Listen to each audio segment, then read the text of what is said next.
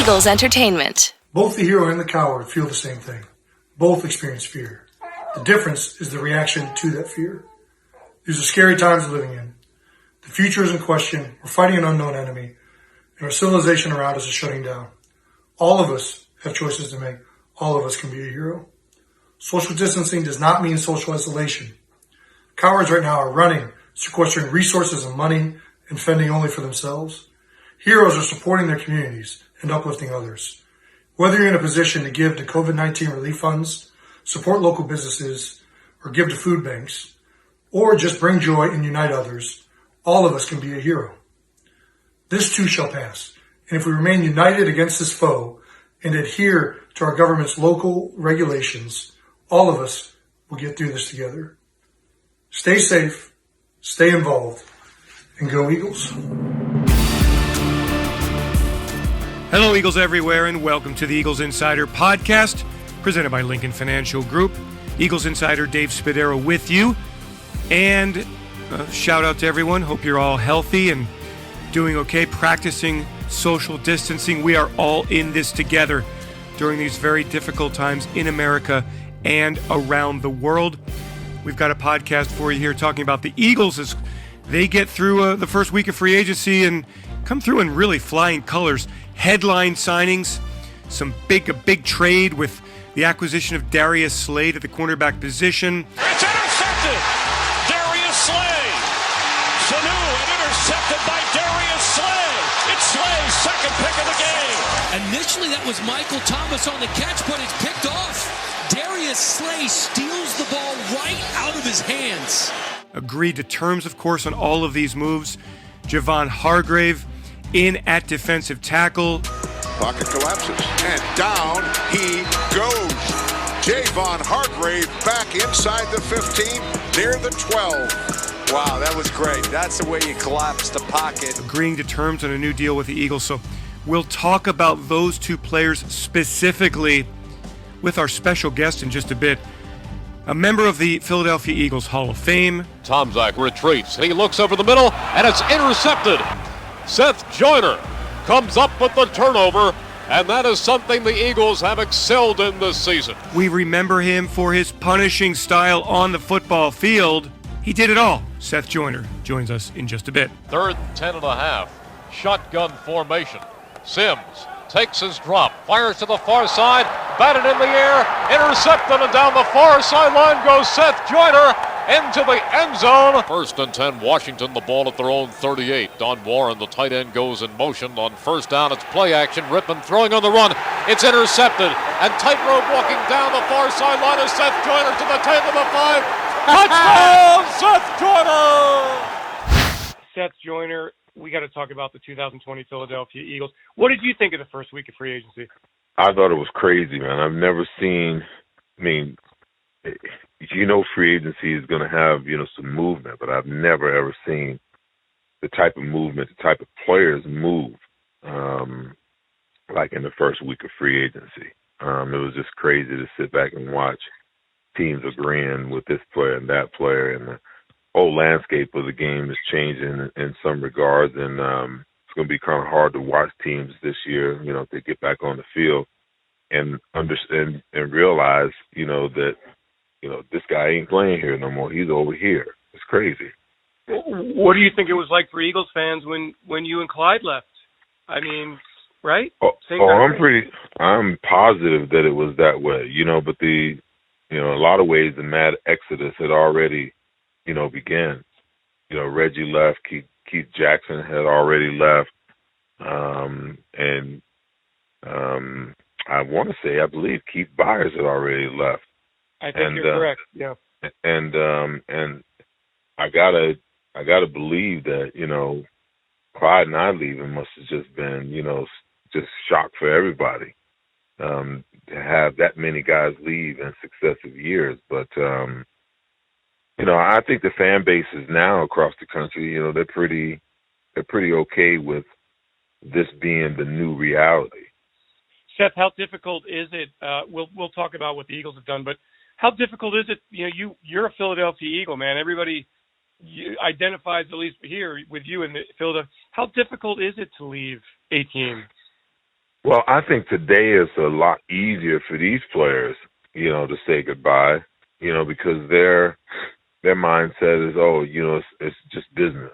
At least that's what they make it seem like when you read their social media. They put on this front like it's no big deal, and I don't know, maybe it isn't. Maybe that's the way they're bred nowadays. I know for us, to play in one city for 8 years without the prospect of being able to shop yourself to the rest of the NFL, and especially Philadelphia, because, it really goes way beyond just playing for an organization. When you play for the fan base of Philadelphia, it's a whole different ball of wax. So after 8 years, to just pack up and leave and realize, you're going to put on a different uniform for a different team. It's hard, man. It's hard. In the summertime, it was even more difficult being here in Arizona, but in the wintertime it wasn't all that bad. But that's a little tongue in cheek, but it's tough. It's tough to be in a different environment and a different set of circumstances when you're used to things being a certain way. And pre-free agency, that's what it was like. Seth, had there been social media back then, what kind of reaction do you think Eagles fans would have had for you leaving Philadelphia? Oh, no doubt about it. It would have been nasty. I realized that. The first time I came back, the first time my name came across, the PA system, there was boos. So I realized, that's going to be the mode of operation. That's the way it was going to be. But it's okay, because I knew deep down, that they still loved me. They were just hurt, and I had on the enemy's uniform, so they had to do that. But that's the way it is. When you play in Philadelphia, there's certain things you come to expect, and certain times that's just the way it is, and you just roll with it.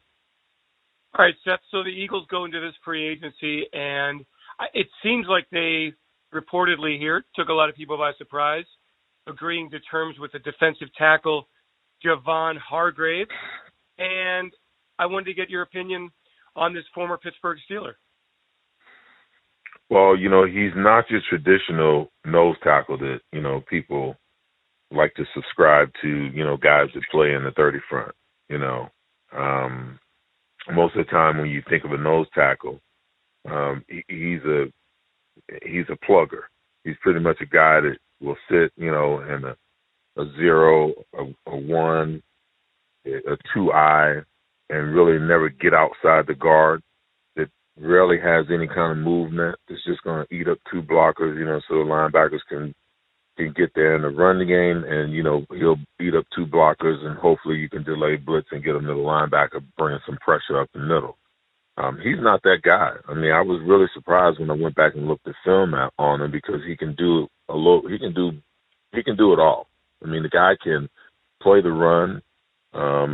He gives guards and centers fits, in the run blocking schemes. Got good feet, good hand usage, and he's also a pretty darn good pass rusher. I wasn't surprised because, Jim Schwartz's defense is built upon, the defensive line. It's just, we can talk about all the things that he should do, all the things that he would do. After 4 years, I think it's just a foregone conclusion that his defensive philosophy is that you win with the guys up front. So if that's the case, then they're going to build there. That's going to be the first place that they build, and that's exactly what they've done. And then there's rumors about, Yannick out of Jacksonville that, there's some conversations there. I think that'll be a little difficult to pull off given the salary cap and, the draft capital they would have to give up in order to get him. But it's obvious to me that they realize that they need to upgrade and give Fletcher Cox some help. And so I'm hoping that Malik Jackson comes back full strength. You got Hargrave, and the middle of that line is going to be ferocious. How much does having a ferocious middle of the line open up things for the edge? Well, a lot of people probably won't agree with me. I still think they need to upgrade there. I don't know. I love Everson Griffin as a guy that, that they can bring in. A lot of people, have questioned, his mental health, and maybe that's the reason why Minnesota, isn't in a hurry to bring him back. The guy came back and played all last year, no incident. That's the first thing. The second thing is that, everyone's talking about the cost. In my opinion, the longer he stays on the market, the cheaper he will become. And I think that they need some defensive end help. Josh Sweat's 4 sacks is fine. Brandon Graham's 8.5 sacks is fine. Derek Barnett's 5 sacks, that's fine, but that's not enough. In my opinion, you need more pressure on the edge. And Everson Griffin is really a traditional 4-3 defensive end. I mean, the guy's 6'4", 275, 280 pounds. Can play the run well, can give you consistent pressure off the edge, and I think he'd be a great addition to this defensive line. Seth, the Eagles went out and made the trade. Reportedly, of course, we have to still say that because Darius Slay has not signed a contract yet, had a physical. What are your thoughts on adding that kind of cornerback, 3 straight Pro Bowls, to this defense, to the back end of this defense? Well, you have to. I mean, after what this secondary has endured the last couple of years, this is a move that they had to make.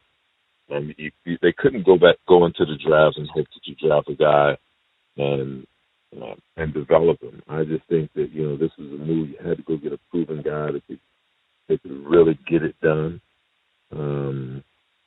A guy that can provide some leadership.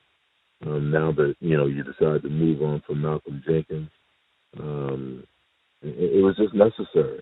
I mean, you don't really want to have to spend that type of money in free agency, but given the issues that that the Eagles had on the defensive side of the ball, specifically at the cornerback position, the last 3 years, this is a move that they just had to make.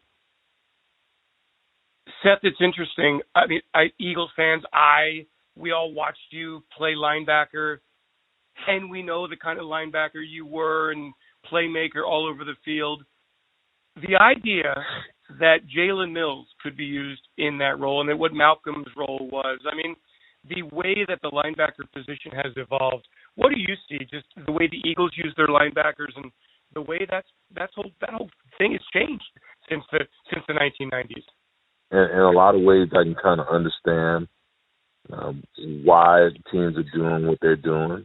But when you start playing against teams, that start playing chess, it becomes problematic.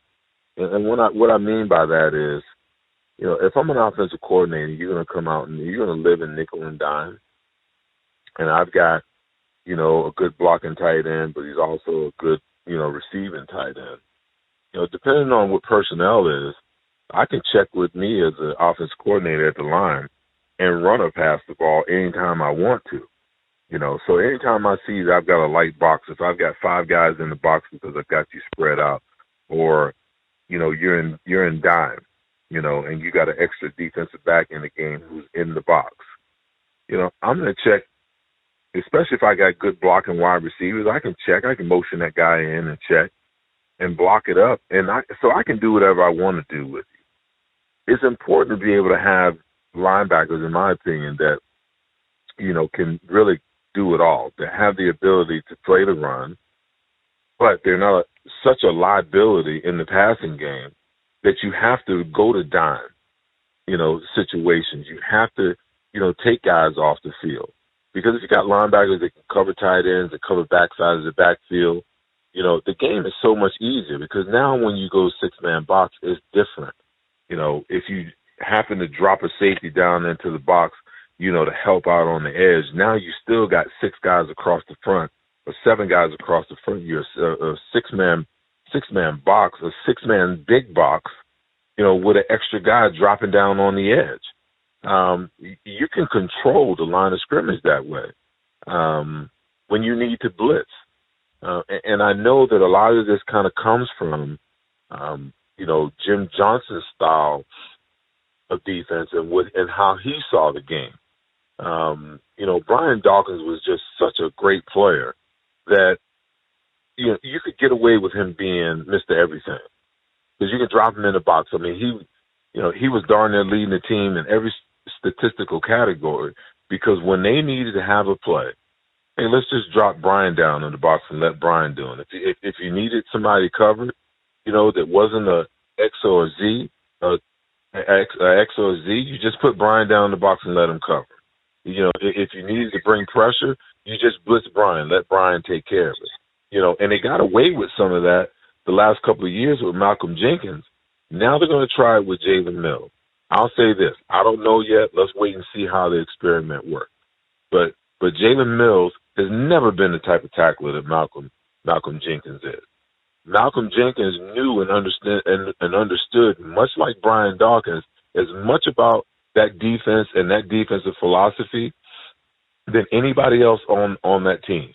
So now you have to replace a guy that's so versatile across the board. And was Jalen Mills paying attention that well out at the corner position?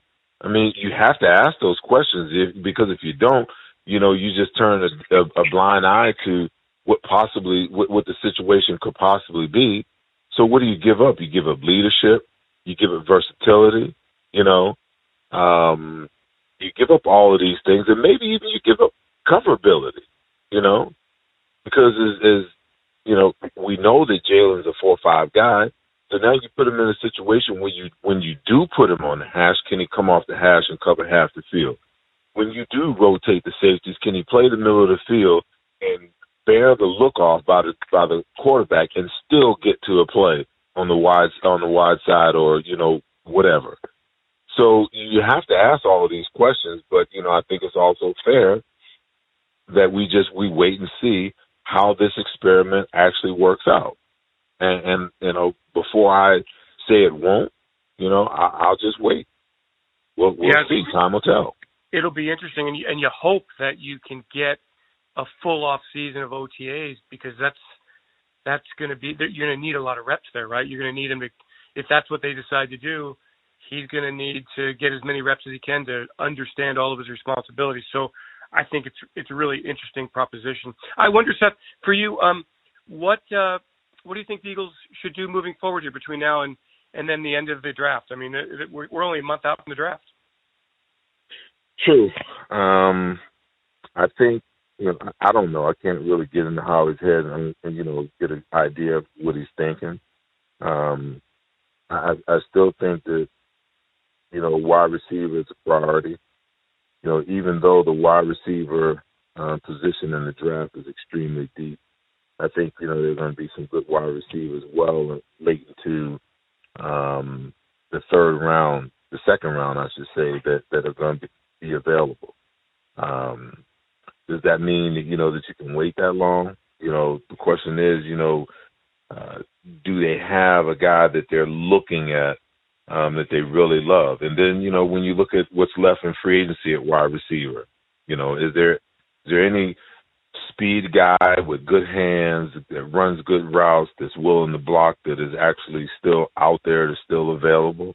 Probably not, but, can you go get a Robbie Anderson, the guy, who you've been interested in, in the past? Are they waiting for the market to minimize in order to be able to go get some of these guys? I don't know if that's, sometimes that's a smart thing to do. Sometimes, while you're waiting, somebody else, like Emmanuel Sanders, I kind of have my fingers crossed on him. And then all of a sudden I, look at the news wire yesterday and the Saints snatch him up.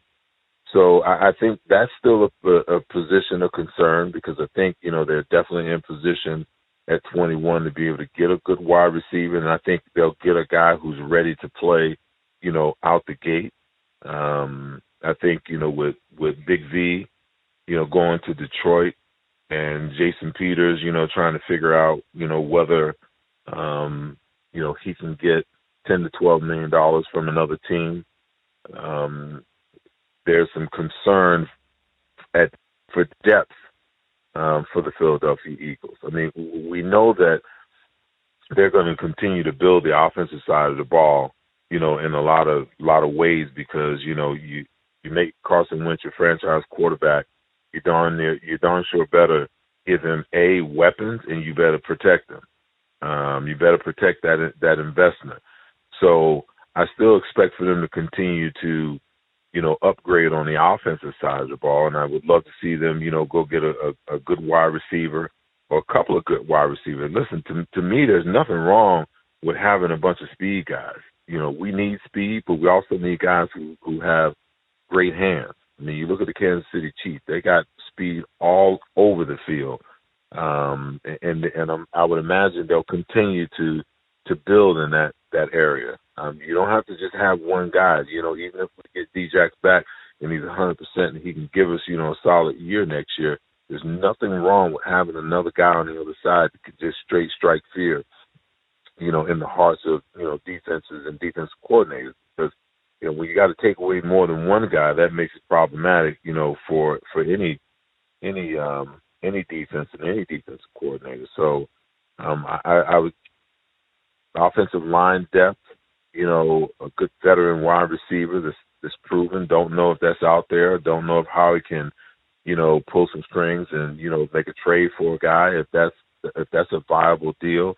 But in my opinion, those are, two areas where I believe that he's not done yet. Hey, that's great. Seth, final question. Had you been a free agent in 2020 in your prime, how much would you have signed for? What would the market be for Seth Joyner? My gosh, with 5 to 8 years of, a proven play, my gosh, I'm looking at some of these guys now. I mean, they're some of these defensive players are, making what used to be considered quarterback money. I hope my play was good enough to get me somewhere, in the 10 to 15 range. Can you imagine? That would have been sweet. I mean, especially after the '91 season, I probably could have wrote whatever I wanted. But but yeah, it's unbelievable to watch the money. I mean, I saw Chris Long on, posted something on Twitter, about him coming out of retirement, looking at these contracts that these guys are signing. Hey, I agree. I don't think that a lot of these guys are going to see the longevity of some of these contracts unless they're really young guys. But man, would I have loved to, been a free agent in today's day and age. And to be honest with you, hey, in '87 when we went on strike, this is what it was all about, to be able to have free agency, to have the salaries rise so that these players, these guys that come behind us will be able to make the type of money that they make. I'm not mad at them. I'm happy for them.